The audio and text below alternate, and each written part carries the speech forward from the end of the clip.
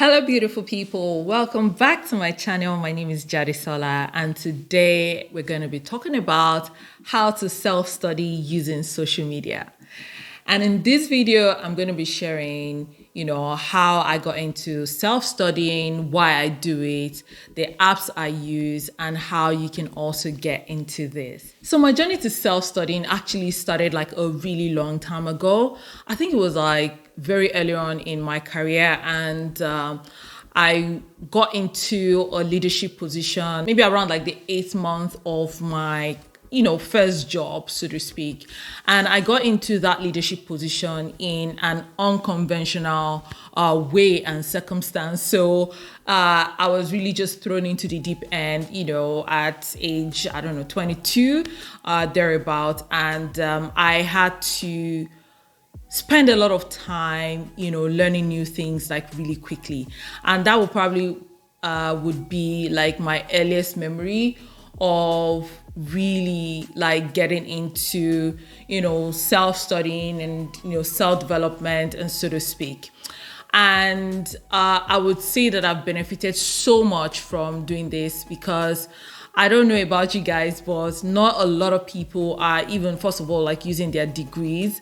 And again, is that a lot of people have learned more from outside the four walls of a school than they have, going to get a degree. So what's not to love about self-studying, really?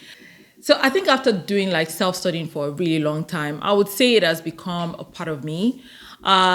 I've definitely gotten into a lot of trouble in terms of like being burnt out, just juggling too many things that I'm trying to learn at the same time. And I think this has happened a lot, especially during the time that I had my startups and I was trying to learn different things at the same time.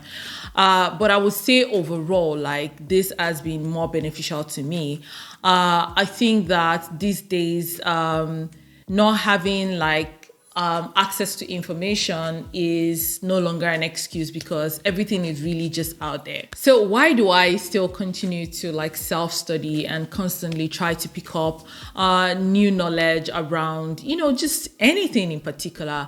I'll say number one is the fact that over the years, like I mentioned earlier, I've always been in a position where I'm having to, try new things for the first time, a lot of the times. And the only way for me to gain the knowledge that I need is for me to go and seek it out myself.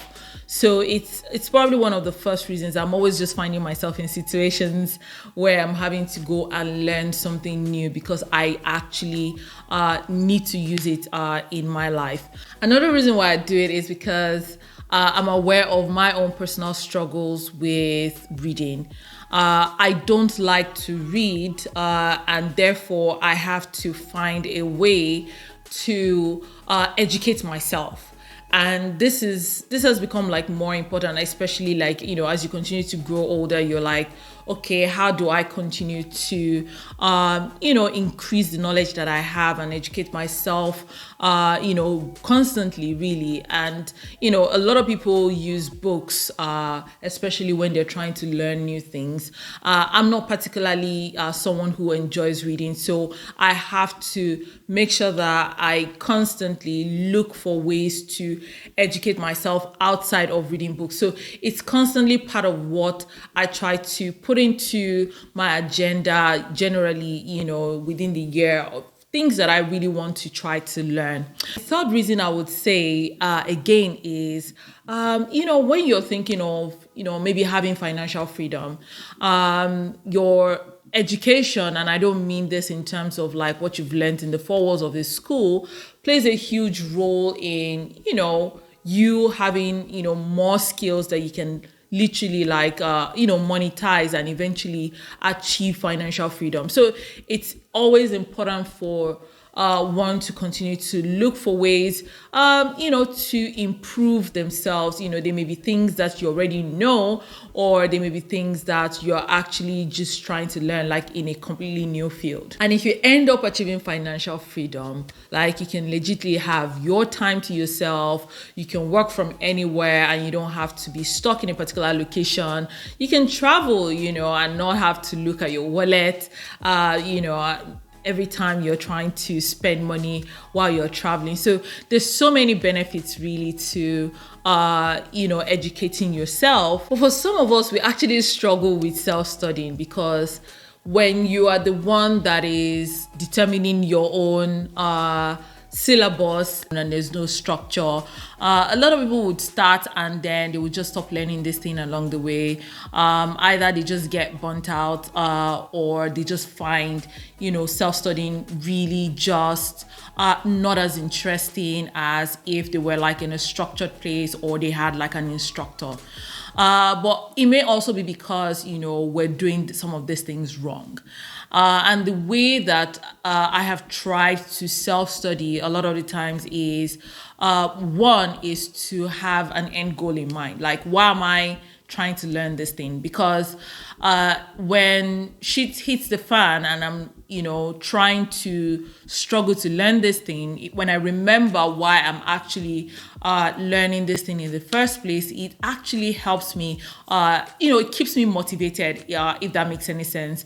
And I think that that's one of the things that anyone who's trying to study things on their own should try to do, is to have a goal in mind. Why are you studying this? So for example, I've been thinking of, learning how to code.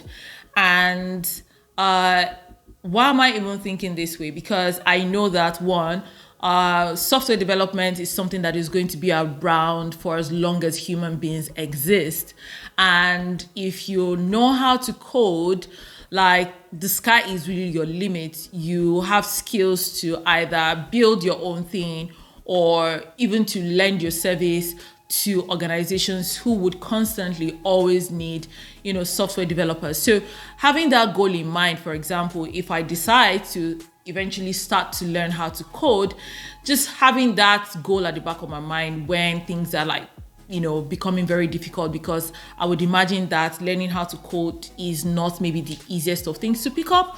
Or maybe it might be easy for some people, but it might not be easy for others. So if I'm finding it difficult, but for as long as I can remember, this is why I'm trying to learn this thing, it might actually help me to stay motivated if I continue to remember the reason why I started in the first place.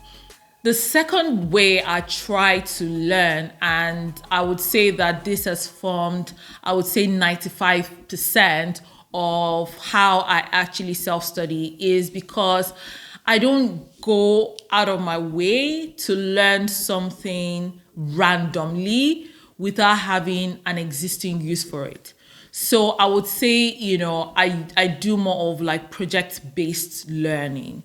And this really helps because for someone like me, if I read something or if I try to learn something and I don't use it immediately, it doesn't stick with me. So just knowing that, sometimes these things don't stick, I usually would go and learn something that I'm going to use immediately. And that helps a lot of the times because I'm applying the knowledge immediately.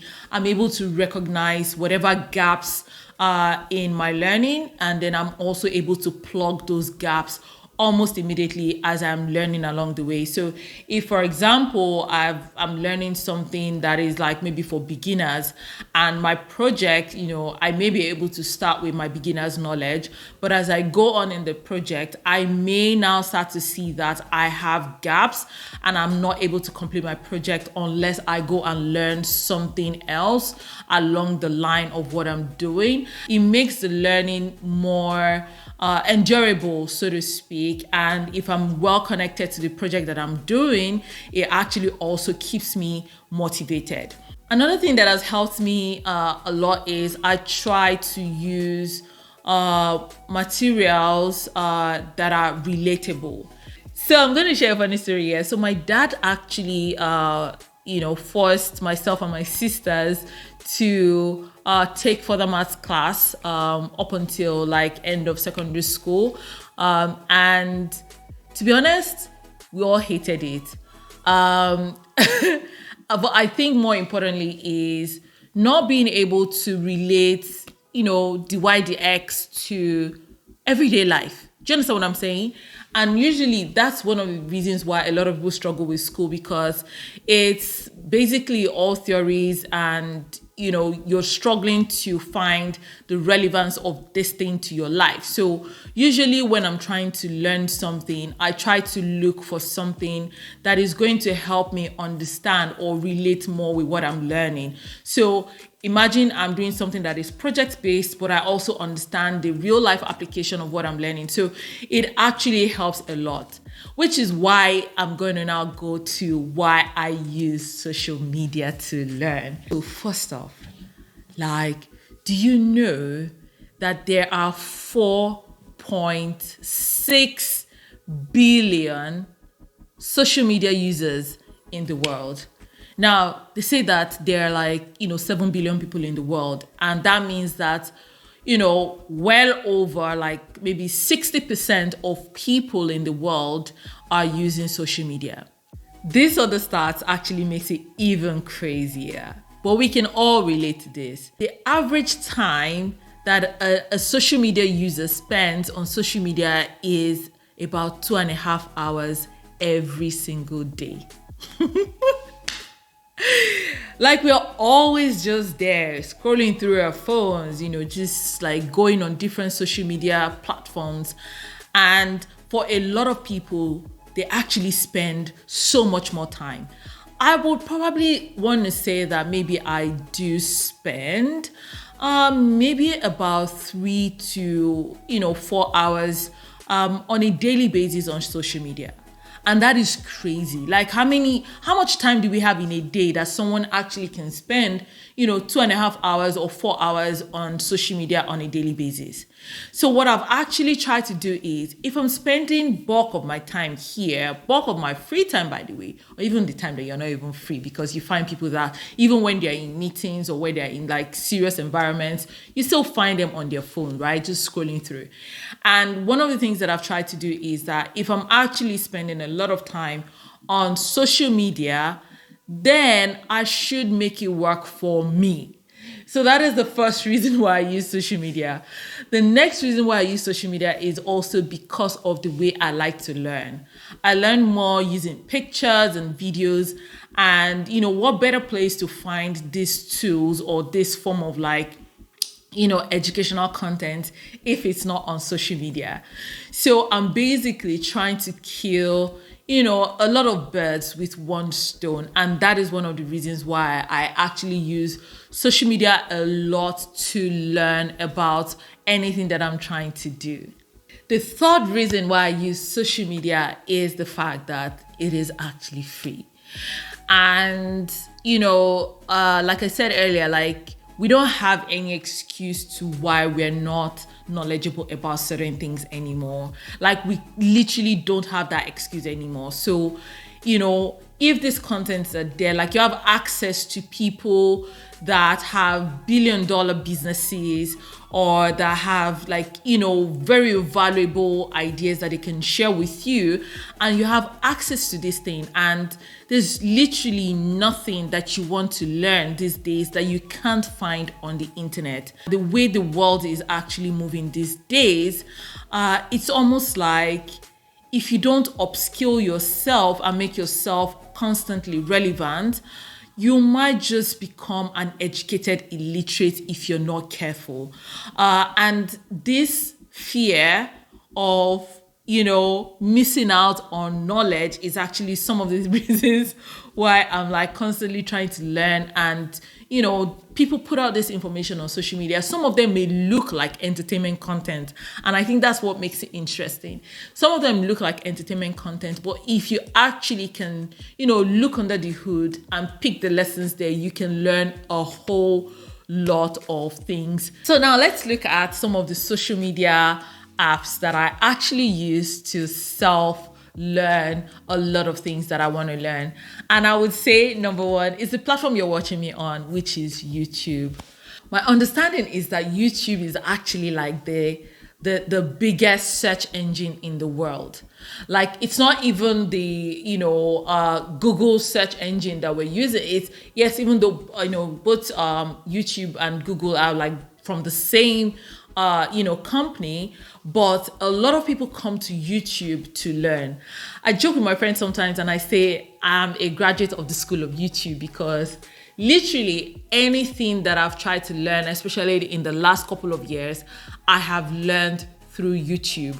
From learning how to make even my own wigs, to making my own hair, to learning how to make certain cuisines. I have also learned valuable skills that has helped me both in my business when I had my startups and even now in my 9 to 5. And you'll be amazed how much, content people have put online that can help you learn things that you can actually relate with or things that you can actually use in your everyday life. The second platform that I use right now to learn a lot is Spotify. And I think that I've started to use Spotify more in the last, I would say maybe 1 year. So the last 1 year, I think I've fallen in love with podcasts. The interesting thing about podcasts is you can actually listen to it and, multitask. So you're learning and then you're walking to the train station, you're learning and then you're cooking, you're learning and then you're doing other things, because literally you're only using your ears to learn. And you'll be amazed again, the quality of the content and how you can even search even by categories or the kind of things that you're looking for on this platform. So if you're thinking of learning and, like trying to say that you don't have the time, listening to podcasts on different, apps can actually help you to save time and also give you the time to learn at the same time. The next app that I use now to learn a lot is TikTok. Now, I know TikTok, a lot of the times when people hear it, is about, dancing to trending sounds and everything. But again is when you peel all those layers and you look under the hood, behind those dances and everything, you actually find a lot of things to learn. And what some people have done is that they, and especially like a lot of thought leaders, is that they share a lot of their long content forms, either in form of like YouTube videos or even podcasts, right? They actually share like shorter forms of those content on TikTok. And what this means is that even while you're scrolling, or if you choose to follow like certain people and you binge watch their, pages, is that you can actually learn so much, like, short nuggets that you can actually pick from these platforms. Again is, just searching through, either you're searching through just some keywords of what you want to learn, and then you can look at contents that people have created around these things, or even maybe just looking for hashtags as well. I have learned so much. In fact, I think I've also been introduced to certain tools that I didn't even know existed by people just talking about certain tools that they use to, improve their productivity in terms of like maybe doing certain things, like even like creating content. So this gets like more interesting. While a lot of people are just scrolling through their phone and just getting entertained using social media, some people are using these platforms to actually, improve themselves. And like I said, there are no more excuses these days on why we're not learning and improving ourselves and upskilling ourselves. The next social media platform that I use is also Instagram. So now Instagram has actually gone, below TikTok for me, because now I spend more time on TikTok, but still on Instagram, I still use it to learn a lot. But one of the things that I try to do, with Instagram is I sort of like curate the people that I follow so that my timeline actually suits me in terms of like when I'm on my phone, I'm not just seeing like really random stuff. There's always something that is going to come up on my timeline, or people that I'm following that are going to put out something that is going to help me learn. Either it's from their reels or from their posts, or things that can actually, trigger me to go and learn certain things. The next social media platform that we're going to talk about is also Twitter. Now, this one, I think I use Twitter less now. I used it more when I had my startups.